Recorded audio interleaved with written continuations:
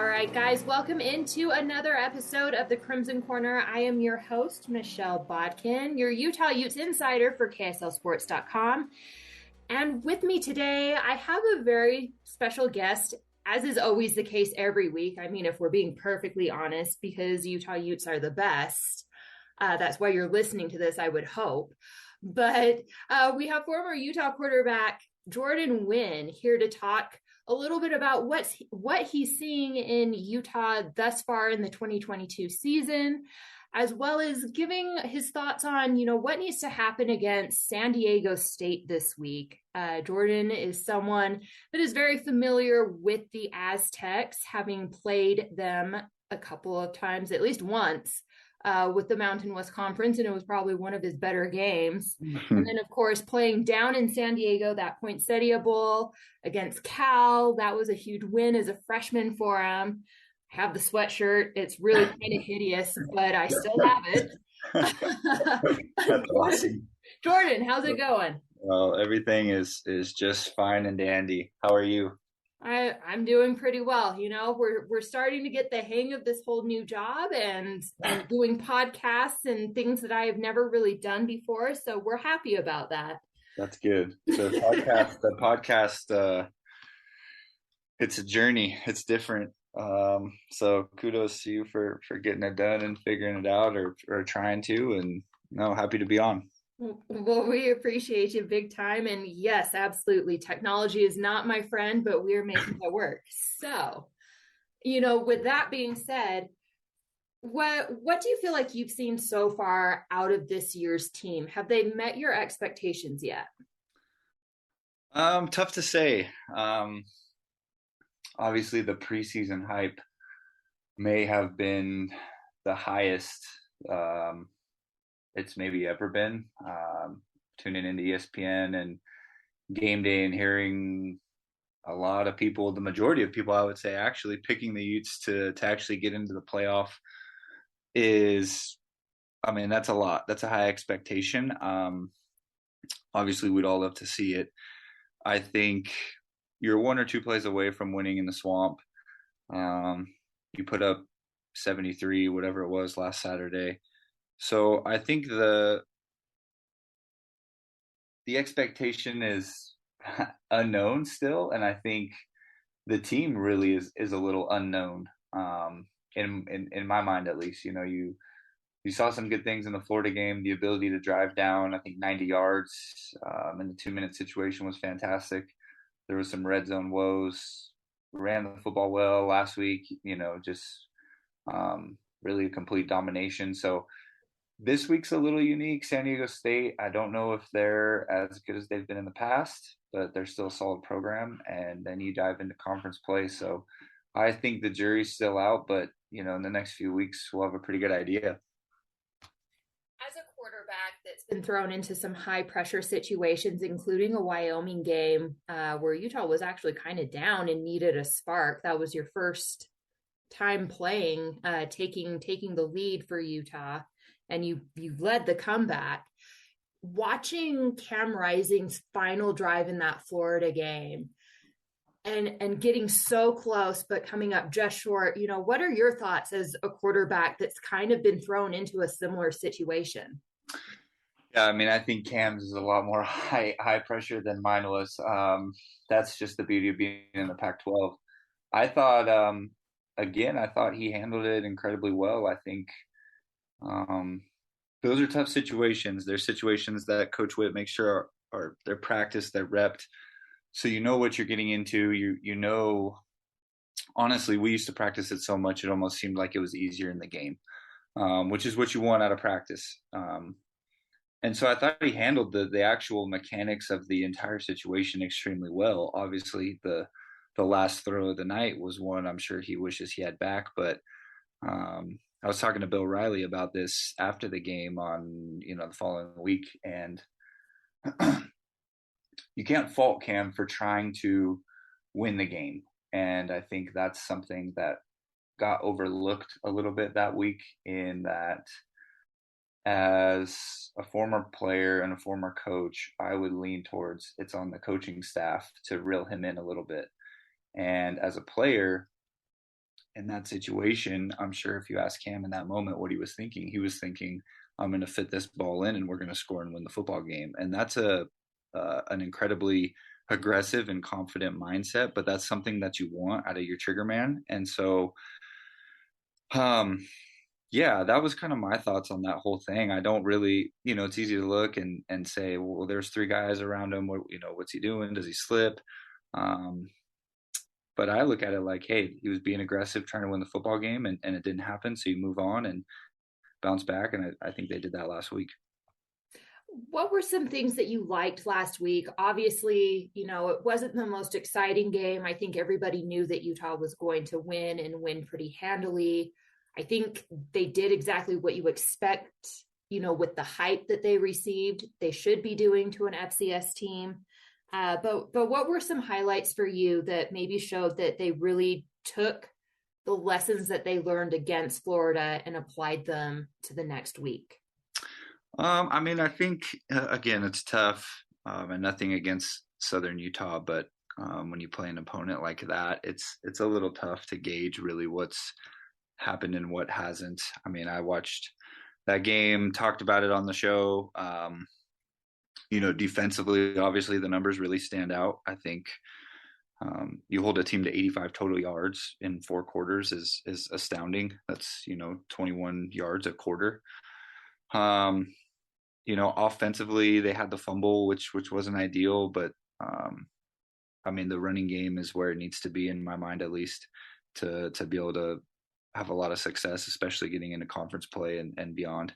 But for me, it's always been the situational stuff, and I feel like Salt Lake in general probably has heard me talk about it too many times. And I'm being a dead horse, but really that's all the game of football comes down to is situational football. 1st and 10 between the 20s. There's a lot of people that can have a lot of success. There's a lot of coaches that can call a lot of successful plays in those situations. To me, it's what do you do on 3rd down? And last week they were great on 3rd down. They were 5 for 10. If you're converting 50% of 3rd downs, you're probably going to be in the top 10 in the country. You're going to extend drives. You're going to keep the defense resting, and those are, 3rd down is we used to have 3rd down's the only down. You'd love to get ahead of the chains and have 2nd and short or just continue to convert 1st downs, but it really doesn't matter what happens on 1st and 2nd down if you convert on 3rd down. And so they did a nice job of that. I thought they looked good in the red zone. Obviously no real 2-minute situation or anything like that, but those are the things when I'm watching the games, when they get in the red zone, when they get in 3rd down, when they get into the 2-minute situation, when you get a lead and you're trying to run out the clock, the 4-minute situation, which they haven't had an opportunity to go through that in a game this year. But those are the kinds of things that I pay attention to and look at. And last week, really just the 3rd down and red zone situation were addressed and they look good. I think the nice thing about this schedule for Utah has been they know exactly where they stand right out of the gate playing a team like Florida. And good or bad, they had notes. And honestly, yes, they did not win that game. It's a game that they probably would have, could have, should have won. But credit to Florida, they came prepared and they got that last play in that determined the outcome. However, I think there was more good you could take from that game than bad per se. So, Utah goes into Southern Utah knowing exactly what their weaknesses are, what they need to work on, what they need to really focus in on, hone in on. It's a nice kind of game, I guess, to kind of recover from the intensity that is playing in the swamp. And then you follow it up with a game like San Diego State, where it's a step up from even Southern Utah, not quite as hard as Florida, but not quite as easy as Southern Utah. What are some things that you're looking for from this team heading into the game on Saturday? I think they need to go put up another dominant performance. I think anything really short of that, not necessarily as a letdown, but will be a trend in the wrong direction. And again, nothing against Southern Utah. You look at what happened last weekend in college football. Notre Dame and A&M both paid, group of 5 schools millions of dollars to come and beat them. So things can go, south really quickly in this game, and um, so they just need to go out and do what they do: run the football, assert themselves at the line of scrimmage, tackle well. I know that was a big stressor coming out of Florida, especially the coach Witt, about how many missed tackles there were, and just continue to improve. That's kind of the beauty of a non-conference schedule such as this one. Like you're saying, you get a real true away test early in a solid program in a really hostile environment in Florida, and then you get to come home, play against a team that you should beat pretty handedly, and they did. And now you get sort of that mid-level test in San Diego State, a team that's honestly historically within the last decade has been pretty solid, between Brady Hoke and Rocky Long. Really good coaching staff. They get good players. They play hard. Um, they're essentially what we were, 12 years ago. Crazy to say, but when we were in the Mountain West, a team that's kind of on the outside looking in, trying to find a way to knock down the door. And so Utah's going to get their best shot Saturday night, and the ability to weather that and put up another dominant performance would be a move in continuing in the right direction going into conference play. Oh, you talked a little bit about San Diego State. I think you're a little more familiar with them than most. Have you looked into this year's team, and what do you like about them? I'll be honest. I haven't had a whole lot of chances to watch them. Obviously, I know they lost in week one to Arizona, and I think an Arizona team that's um, sort of on the rebuild. Mm-hmm. Kind of a different deal there. I don't really know what to make out of Arizona quite yet, but they went into San Diego and beat them. And then San Diego State played Idaho State, I believe, last Saturday and beat them pretty handedly. So in terms of what exactly you're going to get out of them, I'm not entirely sure. I do know that playing quarterback for them is a kid named Braxton Burmeister. He's a San Diego guy. We actually recruited him when I was on the staff at Utah. Very, very capable person. He's played everywhere. He's transferred a ton, but a threat with his legs, like capable passer, capable runner. What you're always going to get out of San Diego State is an attempt to assert themselves at the line of scrimmage. They're going to try and run the football and control the clock and play good defense, and that's kind of been their MO, really going back a long time. Really since Brady Hoke took over the program. Obviously, he left. Rocky Long comes in and does his deal, and they've kind of always been that way. And so I don't know what to make of them per se. We'll obviously find out on Saturday, but it's a team that they really have nothing to lose. And anytime you play a team like that, you're going to get their best shot, especially early on. And if you can handle that and kind of take that first punch, whether it's a trick play, doing something different to try and impact the game like a team would do in that situation, if you can weather that, handle that, and then really, right up Utah's alley, control the line of scrimmage, then the Utes should be fine. And I think the line right now is 21 points. That should be attainable. I think. I mean, I think Utah should kind of run away with this thing in the second half. You mentioned that San Diego State is a team that has nothing to lose. I think we saw that last season when Utah traveled down to Carson, not quite San Diego, but they absolutely played that way, and Utah kind of sleptwalked through the game until Cam Rising came into the game. How much do you feel like revenge plays a factor in this game, and is that a dangerous rope to walk? I mean, if I was playing, I 100% would be, in a very revengeful state, based on what happened last year. And obviously, there's a lot of nuance to that. Obviously, you mentioned Cam came in, and the offense looked completely different, and just really came up a couple plays short in the overtime there. But it's interesting because you think about San Diego State's kind of mentality is we got these guys last year, so they're going to come in with some confidence. But if I was on the team now at Utah, and I'm sure these guys are thinking that way, they want revenge. I mean, there's really no other way to say it. When you lose a game like that to an opponent that you should beat, um, you want to come out and make a statement and say that that was a fluke. Um, we're the better program, we're the better team, and here's what it really looks like. And I think that we're going to see that. San Diego State is a good program, but it's very different whether you're playing in the old Qualcomm Stadium, Carson Stadium, wherever they're playing now. I'm not sure. I know they were trying to build a new stadium at one point. San Diego, who knows? But coming into Rice Eccles is a different animal, and you get the crowd in it, and you go put up, um, some big numbers early on, like I said, and kind of weather that initial confidence surge from San Diego State, and you start wearing them down in the run game and making big plays happen in the throw game and getting turnovers, forcing negative plays on defense. I mean, this it's not an easy place to come in and play, and it can get away from you quick if you're not prepared, and hopefully that's what happens tomorrow night. Talk about Cam Rising. You mentioned, that was kind of his coming out party, was getting thrown into the San Diego State game that looked kind of hopeless by the time they put him in. What makes him so special in your eyes? Again, having been a guy that's played that position before. The thing that really, every time I watch him, that is always surprising to me is his ability to run the football. I think that's a really overlooked trait that he has. Even with the success he's had, his touchdown run in the Rose Bowl.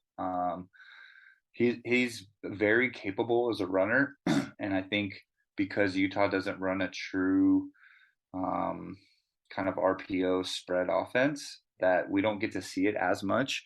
But that's something that's always surprised me with him. I think as a passer, he's incredibly accurate. I think he makes, for the most part, fairly good decisions. I think he understands and has enough experience now, the games within the game, like I talk about, the situational football, things like that. I think he's smart with the football, typically doesn't make, bad decisions and turn it over.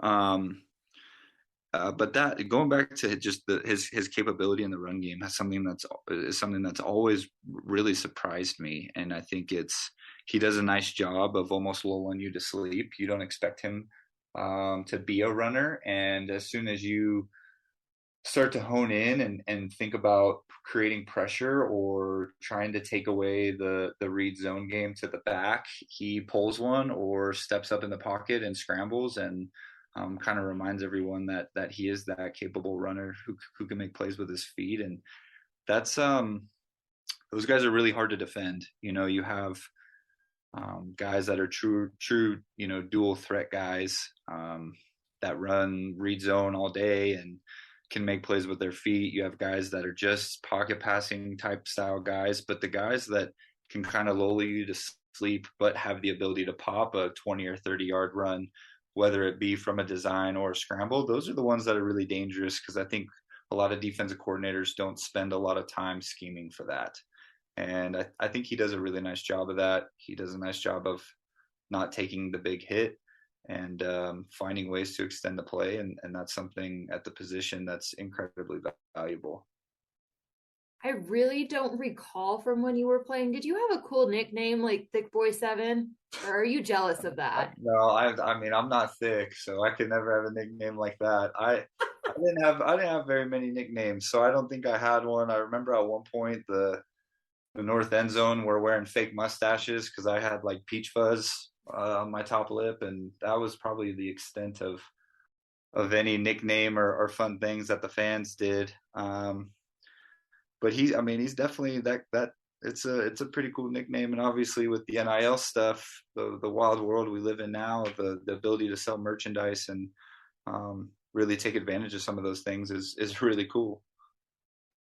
Talk about some of the weapons that Cam has available to him. I mean, you had some great weapons as well, but I mean, talk about guys like Brant Keithy and Dalton Kincaid. How helpful would it have been to have guys like that?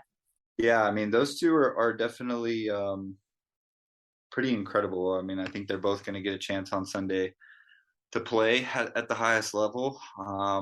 They're really unique matchups.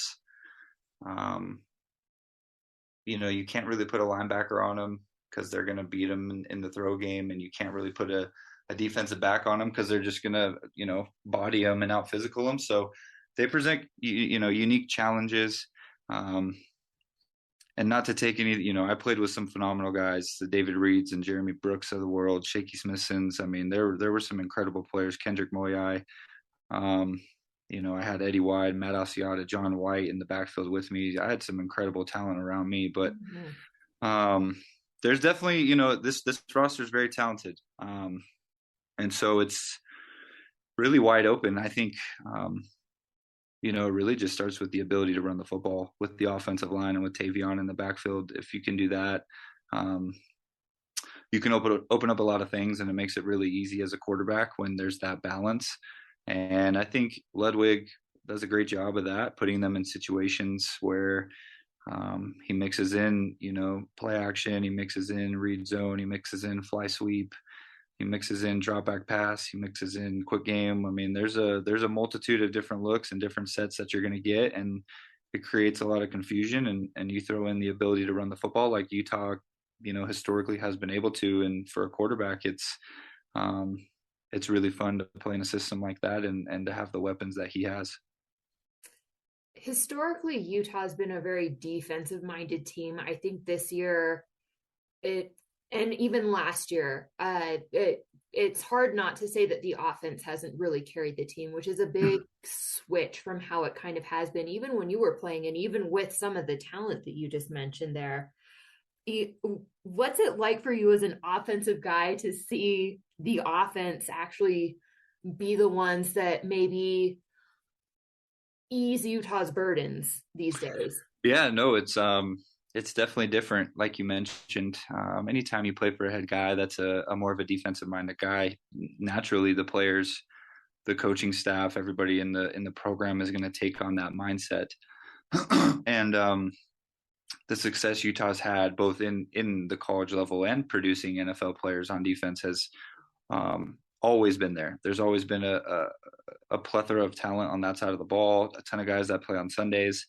Um, but it's always awesome to see the offense, perform and play at such a high level. And we used to always joke, going into the 2010 season, that was probably the most continuity we had on offense. And I remember getting after the defense in spring ball and looking around, saying this is different. This is going to be different. And lo and behold, I end up with I don't know, two shoulder surgeries that year. I don't even remember, but so it's awesome. Anytime that the offense can ease the burden, like you said, I think that's a good way to put it. Is always going to be a positive, not only for the program, but as a fan to be able to watch and go, we're not going to see a 20 to 7 football game. We're going to see the offense be able to produce, be able to put points on the board and score. And, that same typical, very tough Utah defense that everybody's accustomed to. And when you pair those two together, that's why last year's team went to the Rose Bowl and was a few plays away from beating Ohio State. Is you had a very capable defense, like you always do, but you also had a really versatile, difficult to defend Utah offense. And if you have both of those phases functioning at the level that they were last year, it's tough. You look around at the conference. I don't know how great USC's defense is. Obviously, their offense is super prolific, and they're going to put up a lot of points. But they give up a lot of yards in the run game. And you look across the league, and so it's very similar.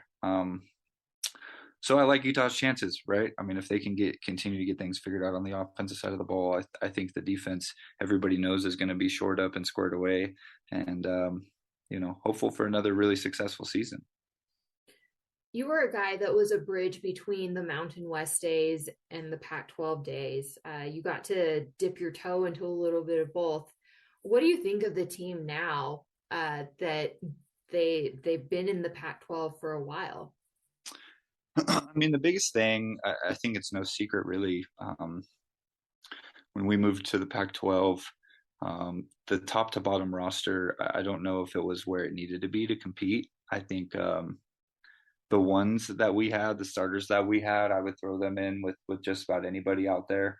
I go back to that first year. I mean, week 2 we go to SC and we're a blocked field goal away from forcing overtime. So um, that's the biggest jump when I go around the facility or I'm around the players or see them out or anything like that. Just the way that they look, the body types that they're able to recruit now, the athleticism that they're able to recruit. When I was getting recruited and a lot of the guys years before me and shortly after were um, very much similar type of recruit. We were the 2 to 3, maybe 4-star kid that was probably overlooked either due to size or maybe didn't quite have all their athleticism yet in high school and came into the program with a massive chip on their shoulder and um, was incredibly hungry to perform and prove people wrong.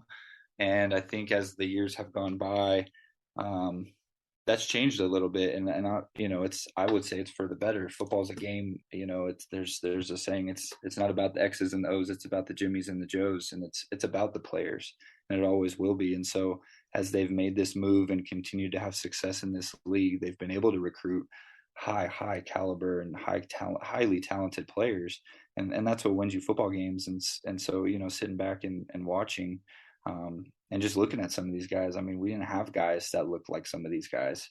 And it's just great to see. It's a testament to Coach Witt. He's always harped on recruiting. Um, and that's really what makes the program tick. And they've done a phenomenal job of that. How much pride do you have in the fact that despite, and I don't think there's any denying the point that you just made, Utah is recruiting at a much, much higher level. They can get guys that they couldn't get, years ago. However, they still do have some success developing people. And I think the latest success story is a guy like Devin Lloyd, vastly underappreciated, overlooked. Nobody knew who he was. But Utah's finding a balance between getting guys that are ready now and still finding those kind of under the radar guys that they can develop and turn into stars. Yeah, I think it's a unique talent. It's hard. I mean, I know firsthand, it's hard to project what a 17 or 18-year-old is going to look like 2 or 3 years down the road. And so the easiest solution is go get a 17 or 18-year-old that's ready now. That's, what the Alabamas and Georgias do of the world. And like you said, Utah's been able to pluck some of those guys and get those guys in the program. And that's, again, a testament to the culture that's been instilled up there and just winning. Winning cures everything. Winning fixes every problem. And the ability to have success in this league on the national spotlight has obviously, getting a guy like a Clark Phillips flipped from Ohio State. That's massive. But like you said, there still are guys that Utah finds and develops and does a nice job with, and that's just a testament to the organization as a whole. I mean, it starts even in the weight room with the strength staff. The Doug Ellis's and the Greg Arguses of the world that a lot of people may not know, but those guys do a phenomenal job getting players in. Such as myself, I weighed 151 pounds my first weigh in at Utah. By the time I graduated, I was 212, and I mean, those guys do a phenomenal job, and it goes all the way up, throughout the entire organization, the training staff, the equipment staff, the support staff, and it's really cool to see these guys, um, come into the program and leave at such a high level when they were overlooked.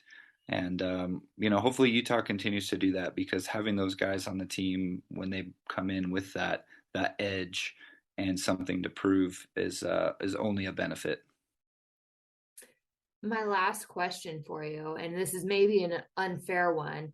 I'm kind of on record saying I feel like Utah's the most ideal goal for Utah this year is to go back to the Rose Bowl and win it. Do you think that is a good goal for them, or do you think they really should shoot for the college football playoff?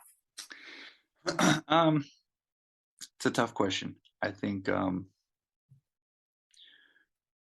depends who you talk to, I guess I would say. If you're asking like me back as a player, um, I mean, there's only one goal, and it's to be the best and to win at the highest level. And if you're not planning to do that or practicing or preparing to do that, then really why are you even doing anything at all?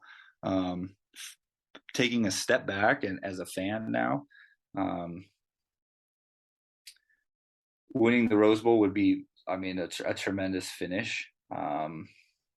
It's difficult for me. I've such a different, perception being in the program, and at the end of the day, really for me, it's all about just supporting the university that gave me so much support and supporting these athletes, because I know what it's like, in the middle of January when it's snowing and you're up at 5 a.m. going to a workout.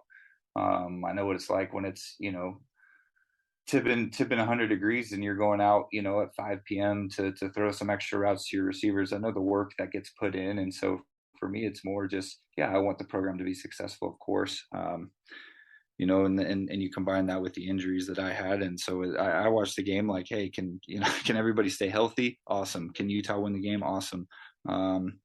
Can we continue to improve and build as a program and as a university? Great, like fantastic. And I think that's what's happening. Anything beyond that to me is just cherry on top. If they go to the Rose Bowl again and have success, fantastic. I loved every second of being a fan at the Rose Bowl growing up in Southern California. It's the granddaddy of them all for a reason. It's a phenomenal event, phenomenal production. Obviously would love to see them win that, to get to the playoff and throw their hat in there against Alabama or Georgia and see where they really stack up, I think would be incredibly fascinating. And would obviously elevate the program to another level. So I don't know what that looks like at the end to determine success or not. So much has changed with the playoff and how bowl games are scheduled and who gets picked to go to which ones and how that plays out. It's a little tricky to, in my mind at least, to say, but look, I'd love to, if you're going to be in something, be in it to be the best. And so if you're going to be in college football and want to continue to make waves and prove a point and continue to put the program on the map, then I think you need to win a national championship. And that's obviously a very high expectation. And I don't know if that is necessarily the expectation. I think, but that's, in my mind, should be the goal. And, if you set the bar high and you fall short and it's a win in the Rose Bowl, that's an incredibly successful season. So, that's definitely a tricky question, and that was a little long-winded of an answer, but I don't know. We'll see what happens this year. Spoken like a former player, to be perfectly honest. I think that's good perspective, actually, Jordan. And I really appreciate you jumping on with me here and laying down your thoughts as to where Utah currently is and where they possibly could end up going in 2022. Thank you so much. Yeah, no, appreciate it. Sorry it took us so long to connect, and I'm all over the place. So I appreciate you being flexible, and I'm excited about the game tomorrow night. Absolutely. Thank you again. For those of you listening, this is the Crimson Corner. You've been listening to Jordan Wynn and Michelle Bodkin, your Utah Utes insider for KSL Sports. We will be back next week with a breakdown of San Diego State as well as a preview of Arizona State. As always, go Utes.